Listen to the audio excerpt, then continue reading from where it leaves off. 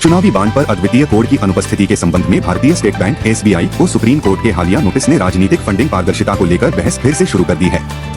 यह विकास राजनीतिक चंदे पर नजर रखने और चुनावी प्रक्रिया में जवाबदेही सुनिश्चित करने की चुनौतियों को रेखांकित करता है। सर्वोच्च न्यायालय का हस्तक्षेप।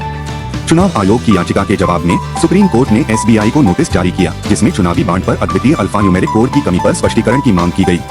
अदालत ने एसबीआई द्वारा चुनाव आयोग को शनिवार शाम 5 बजे तक व्यापक राजनीतिक चंदा डेटा जमा करने का भी आदेश दिया। इस निर्देश का उद्देश्य राजनीतिक फंडिंग में पारदर्शिता और पता लगाने की क्षमता से संबंधित चिंताओं को दूर करना है। अद्वितीय कोड का अभाव।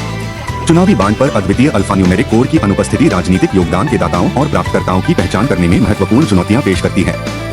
कानूनी प्रतिनिधियों ने इस बात पर प्रकाश डाला कि एसबीआई द्वारा प्रकट किए गए डेटा में अदालत द्वारा अनिवार्य महत्वपूर्ण पहचानकर्ताओं का अभाव है। इन कोडों के बिना राजनीतिक परिदृश्य के भीतर धन के प्रवाह का पता लगाना अधिक जटिल हो जाता है। अद्वितीय कोड। अद्वितीय अल्फान्यूमेरिक कोड, जिसे यूनिक कोड के रूप में भी जाना जाता है, दानदाताओं को राजनीतिक लाभार्थियों से जोड़ने वाले डिजिटल फिंगरप्रिंट के रूप में कार्य करता है। केवल पराबैंगनी प्रकाश के तहत दिखाई देने वाले ये कोड चुनावी बॉन्ड दान की उत्पत्ति और गंतव्य को समझने में महत्वपूर्ण भूमिका निभाते हैं।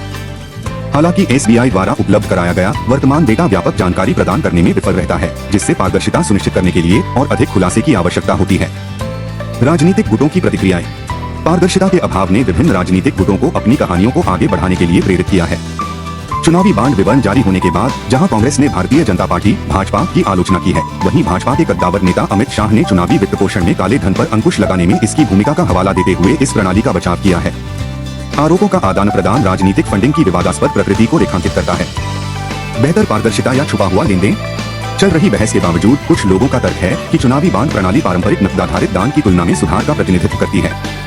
वित्त मंत्री कार्मिक का तर्क है कि चुनावी बॉन्ड कॉर्पोरेट बैलेंस शीट में प्रतिबिंबित होते हैं, जो जवाबदेही का संकेत देते हैं। हालांकि गुप्त लेन देन और अनुचित प्रभाव के बारे में चिंताओं का हवाला देते हुए आलोचक संशय में रहते हैं। राजनीतिक हस्तियों की प्रतिक्रियाएं। चुनावी बॉन्ड दान विवरण जारी करने पर राजनीतिक हस्तियों की ओर से प्रतिक्रियाएं आईं। राहुल गांधी ने इस खुलासे को चुनावी बॉन्ड के माध्यम से प्राप्त अभूतपूर्व पैमाने के राजनीतिक समर्थन का प्रमाण बताया।